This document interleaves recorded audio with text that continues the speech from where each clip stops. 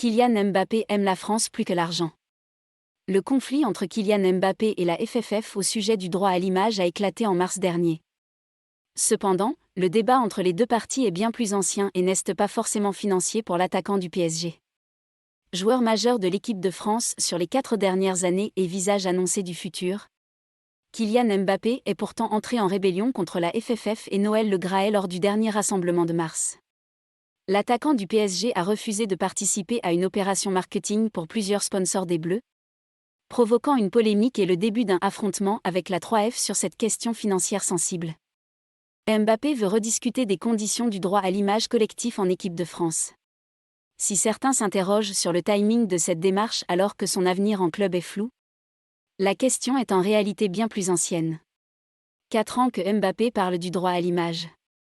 En effet, Foot Mercato révèle que la question du droit à l'image a été abordée par le clan du joueur auprès de la FFF il y a 4 ans.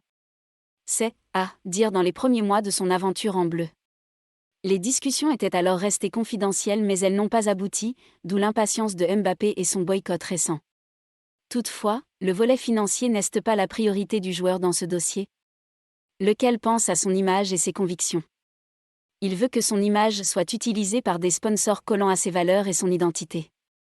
S'il aborde les NFT et le sujet des dividendes dans les ventes des maillots, c'est pour connaître son poids dans l'économie des Bleus et mieux l'utiliser pour défendre ses convictions. Selon le site footballistique, Mbappé veut instaurer un cadre formel pour l'utilisation de son image. Il est précisé qu'il n'a jamais demandé d'argent sur l'utilisation de cette image et que l'argent qu'il gagne en équipe de France est toujours reversé intégralement à des associations.